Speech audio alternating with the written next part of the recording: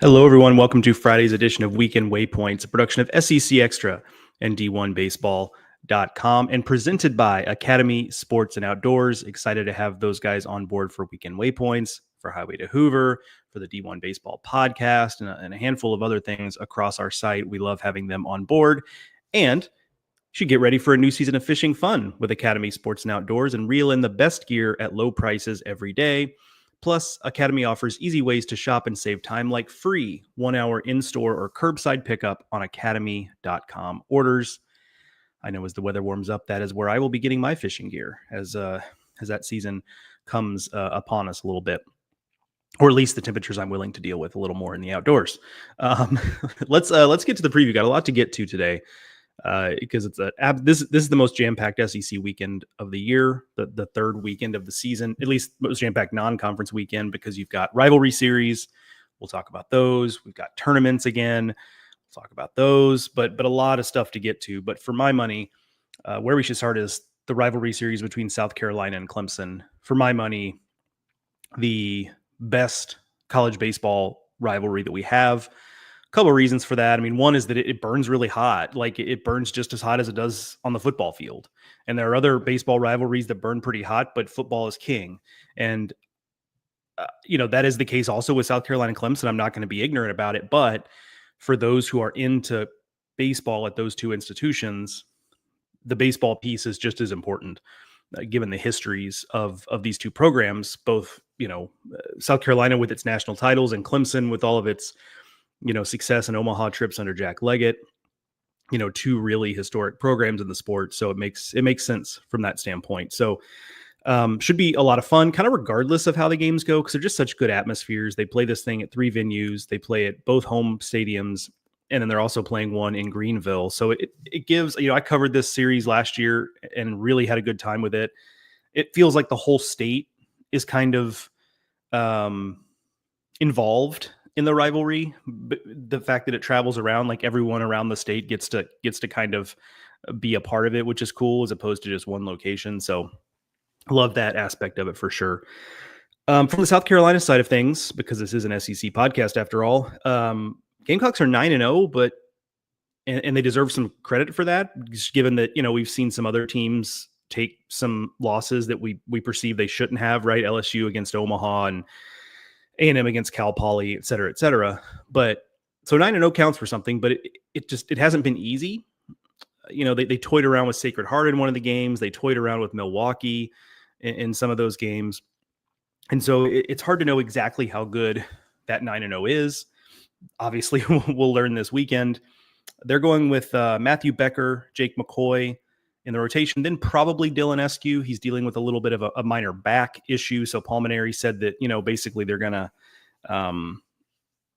continue to monitor him until Sunday. And then, but most likely if he's ready to go, it'll be Dylan Eskew in the rotation there. And, Becker in particular has been a little bit of a revelation the last 2 weekends. And I'm fascinated to see him against Clemson, a guy who's thrown a lot of innings, but one thing he really hasn't been for South Carolina is a workhorse. And, we'll see if he's capable of that. Obviously, it'll be a big test this weekend. Offensively, Carolina, it's no surprise they're being led by Ethan Petrie. Jace Woyda's off to a good start, but they've got some guys, Henry Kazmar, Blake Jackson, Talmadge LaCroix, that just need to get going. I think it's only a matter of time, in particular for Jackson and Kazmar, to get going offensively. And when they get going, the offense becomes that much more dangerous. But considering the magnitude of the series this weekend, there's no time like the present for those guys to take some steps forward. They'll be dealing with Aiden Canuck, Ethan Darden, Justin LaGuernick for Clemson.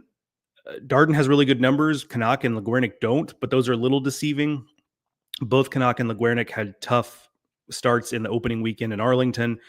They were both much better last weekend against lesser competition for sure, but at least that was a step forward. But don't let those numbers fool you. Aiden Canuck was a All-American last year as a freshman, one of the best changeups in college baseball.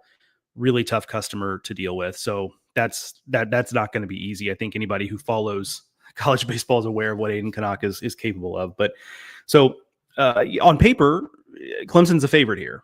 And it just feels like Clemson is the much better team in this scenario. But I think there's one thing we know about this rivalry is that it's a cliche that you can throw out the record books, but in a lot of these rivalries, there is a lot of sameness. Florida has dominated Miami.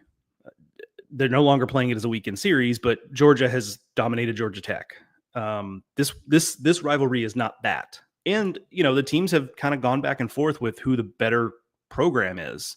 Right now, Clemson feels like they're have the upper hand, but you don't have to go that far back for the dynamic to be the other way around, right? So that's part of what makes this interesting. So even though Clemson on paper looks like the superior team here, I think we can bank on it being a very competitive series. Should be a lot of fun. Let me flip over to comments here. Moonshine says, hit the like button. Yeah, I would agree. Go ahead and do that if you're so inclined. Jeremy Scott says, roll tide. Basketball State doing good on the diamond. Yeah, I mean, heck of a basketball year in the state of Alabama and in the SEC more broadly. I mean, my goodness, they're going to get 12, 13 teams in the NCAA tournament. That SEC basketball season's been a whole heck of a lot of fun. So kudos to all those folks. Okay, let's move on to, let's talk about Houston. Why don't we? A tournament near and dear to my heart. For those who don't know, I grew up in Houston and started going to this tournament as a young man, with my mom driving me and a couple of buddies. And this tournament is a big part of the reason why I fell in love with college baseball, to be honest. And so it's always meant a lot to me. Kendall Rogers will be there on site to cover that for us. That's Texas A&M is there, Mississippi State is there, Tennessee is there. Those three teams will take on Oklahoma State, Arizona, and Rice. Oklahoma State and Arizona, quality clubs. Those would be quality wins. Rice, less so. Just kind of the state of things for the Rice Owls these days. But a couple of tough games there. A&M will be interesting to watch just from the standpoint of they're dealing with some adversity. Lost to Cal Poly last weekend.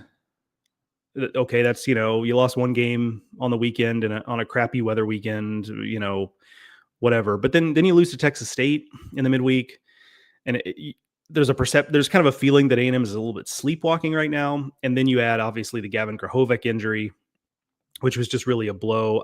I don't have any doubt they'll backfill effectively. I mean, you're not going to replace Krahovec. They don't have another one of those sitting around the bench, at least I don't think. But they're plenty talented. Terrence Keel II has been a revelation so far this season.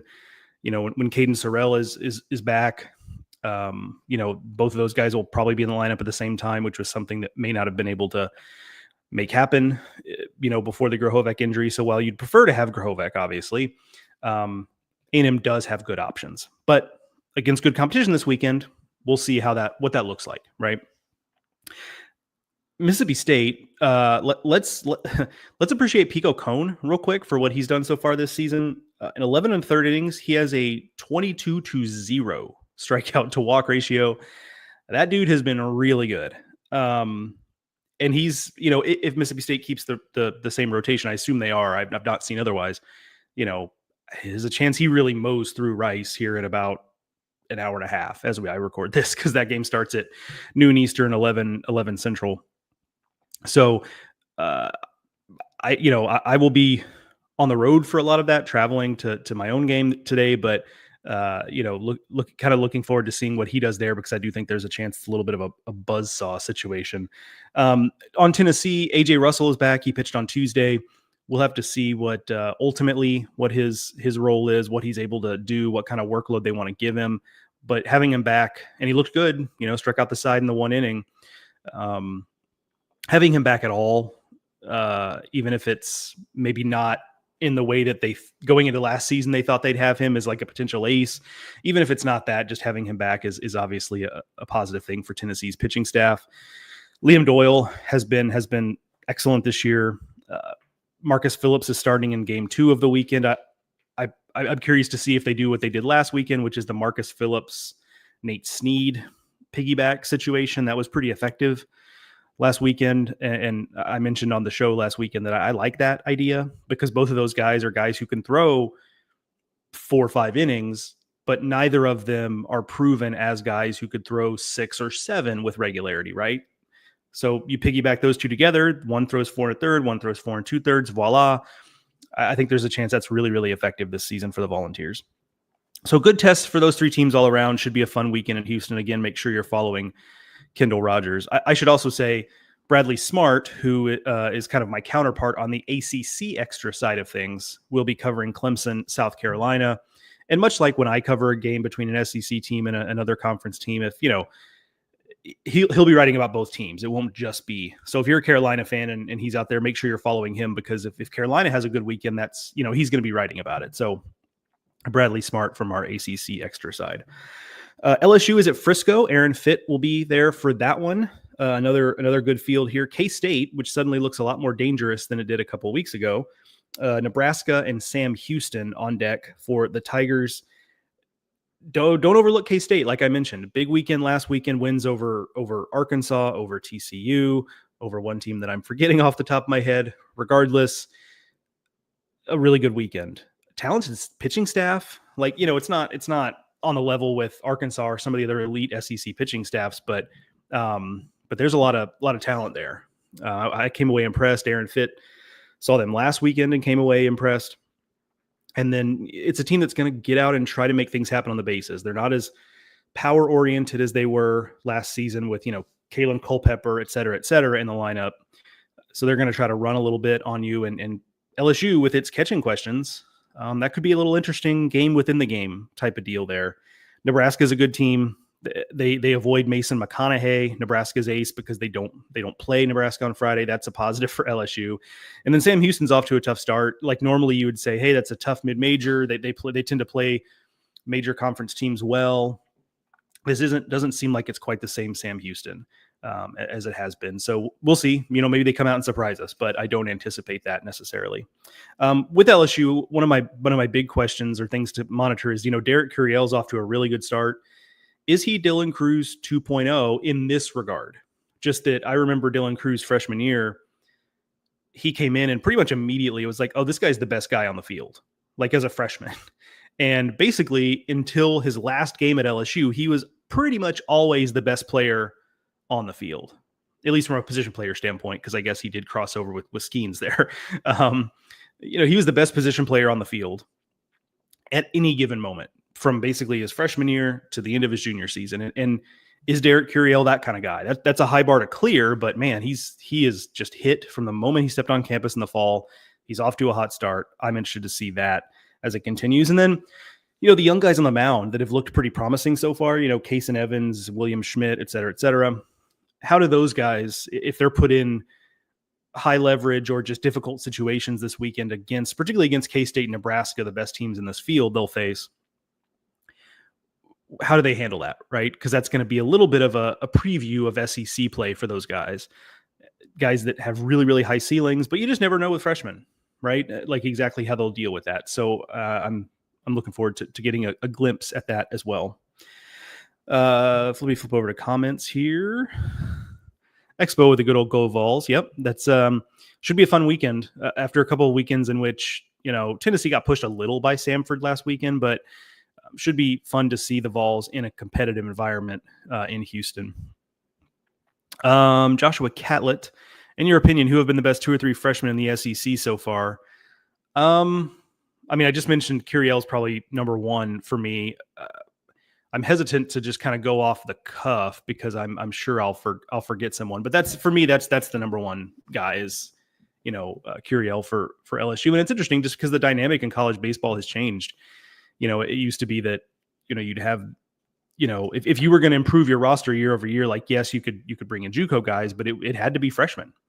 Not so much the case anymore with the transfer portal, which I think is a positive, but it does mean that, you do have more freshmen who are having to wait their turn or aren't necessarily guaranteed playing time from day one. So it's a good question, Joshua. And I wish I had off the top of my head, I wish I had more obvious answers. If you guys, Tennessee's got some guys, obviously Levi Clark hasn't been a full-time guy yet totally, but it seems like he's well on his way to that.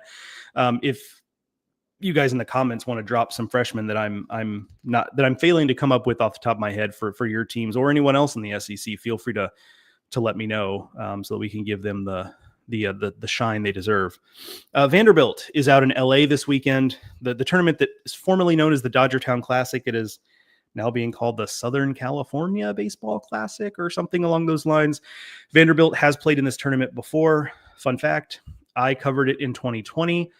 when Vanderbilt was out there. That was the last game. Those were the last games I covered before COVID shut down the season. So I have a very vivid memory of that weekend. They will play UCLA, USC, and UConn. So three good games out there, especially because UCLA looks better this year. The last couple of years have been really tough for UCLA, but this team, I'm cautiously optimistic. This UCLA team is better. So I think that's going to be a tough test. We'll see with USC. They've been improving of late. I don't know if this team is necessarily a step forward from last year or not. We'll find out. And then UConn, we know they're tough, but they tend to get off to slow starts, and they have a little bit so far this season, losing some games against tough competition. But if UConn plays well on Sunday against Vanderbilt and challenges them to win that game, that would not be a surprise at all. In the UCLA game, Rock Chalowski is the guy you can't let beat you. He's a guy who was a highly touted freshman 2 years ago, hasn't totally put it all together. He was part of a highly regarded freshman class that came in, and a lot of that freshman class is either kind of washed out or transferred or what have you, with the last couple of years being tough for UCLA. But he has stuck it out, and now it looks like he's having a breakout season as a junior. And then from the Vanderbilt personnel standpoint, I'll be interested to see if Ethan McIlvain struggles for a third straight week. Is there a conversation about making a change there? Because it's been a particular struggle for him the last 2 weeks, and do maybe they need to move him to a different role? I mean, certainly the arm talent is such where you want to keep running him out there in some regard, in some role, because he's just that talented. But it has not gone well the last 2 weeks as the Saturday starter. Do we have a different conversation after this weekend? One way or the other. If he's excellent, then okay. All right. A couple of tough weeks. Now he's maybe back on track. But if it doesn't go well again, do we start to have a difficult conversation about, where does Vanderbilt go from here? Florida and Miami. And, it's kind of crazy that we waited this long to talk Florida, Miami, but it just doesn't necessarily feel, maybe these are famous last words, but it doesn't feel necessarily that competitive. I mean, Florida dominates this rivalry series. And that was the case when Miami was also a top 10, top 15 program. Miami has not been that for the last several years, and certainly doesn't feel that way this year. A lot of roster turnover there. Obviously, Daniel Cuvée is as dangerous a hitter as just about anybody in the country, but still figuring out what else Miami has, because they had so many new players, like 30 some odd new players on their roster after last season. So really don't know what to tell you about Miami, but just that especially with this series being in Gainesville, it feels like a series that Florida might have a chance to sweep. Obviously Miami's going to be talented. It's the University of Miami, but it just feels like a little bit of a mismatch here. So we'll see. But this series going into it has not felt like it's going to be kind of the marquee deal that it can sometimes be when both teams are a little more on similar footing. Finally, last thing today, Texas is playing out in Vegas, the Las Vegas Classic, against Washington, Texas Tech, and Illinois. Obviously, that Texas Tech game should be fun. We know that both teams will be up for that, former Big 12 rivals, now in different conferences. Texas Tech off to a slow start. They're still looking to kind of like get their footing. That's an interesting subplot I'm following outside of the SEC is Texas Tech. They had a tough year last year. Does that slide continue? Is just a slow start on what will otherwise be a solid season? We'll find out. But that's one thing I'm watching for. But frankly, this is a series that a weekend that Texas has an opportunity to go 3-0. Washington's in rebuilding mode. I saw them opening weekend. They've got some good individual players, including Max Banks, who will start against the Longhorns on Friday. But the depth isn't there. It's pretty inexperienced. So I feel good about the Longhorns there. And then Illinois, coming off a series win against Texas State, and since Texas State beat A&M, we know what they're capable of, but also a little bit of a rebuilding year for Illinois. Last year they won the Big Ten, had a lot of veterans on that club. They've got some carryover from that team, but not a ton. So another rebuilding team. So again, this is a weekend where the Longhorns look and say, hey, we could get greedy here and go 3-0. It doesn't mean it's going to be easy, but I do think that path is there for the Longhorns. All right, flipping over. Oh, and I should say, Liz says Jay Abernathy at Tennessee also. Yeah, I saw he's 5 for 5 in stolen bases so far, and that's where he's really able to be a disruptor, is on the bases. Really good speed. Also, should be a really good all-around player by the time he's done there at Tennessee. But like in the immediate term, his speed is probably where he's able to contribute the most. On Texas, real quick, recorded. It should be out as you listen to this, as you're watching this. New Highway to Hoover with Zach Sim of orangebloods.com, talking Texas baseball. So if you're a Texas fan or you're just curious, make sure you go download that at Highway to Hoover. We did talk a little bit about this weekend ahead and what to look for from a Texas standpoint in the Las Vegas Classic. All right, folks, that's going to do it for Friday's edition of Weekend Waypoints. Good to be back live on a Friday. Obviously, I'll be back the next 2 days recapping the weekend that was. Looking forward to talking with y'all then, getting some of your questions, going through those. There's always a lot of activity on Saturdays and Sundays with questions and things of that nature, interaction with you guys who are watching, which, as I've said before, is my favorite part of this deal. So enjoy the baseball today. It starts early from an SEC standpoint. Again, noon Eastern, Mississippi State playing in Houston. I believe you can watch those games on MLB.com. That has always been the case with the Minute Maid tournament. So unless something has changed, you should be able to watch those games on MLB.com. So look, I've been there back when I worked an office job. Just open up another window there. Just have those games on in the background as you tap away at your desk during the afternoon hours. That'll help you get through the day a little faster on a Friday. So, Liz says YouTube. Okay, YouTube. Thank you, Liz. I guess you would know as a Vol fan. Yeah, so YouTube. There you go. But regardless, free to watch, widely available. You don't have to sign up for another streaming service to get this done. So we love that. All right, enjoy the baseball, everyone. I will talk to you tomorrow morning, and see you then.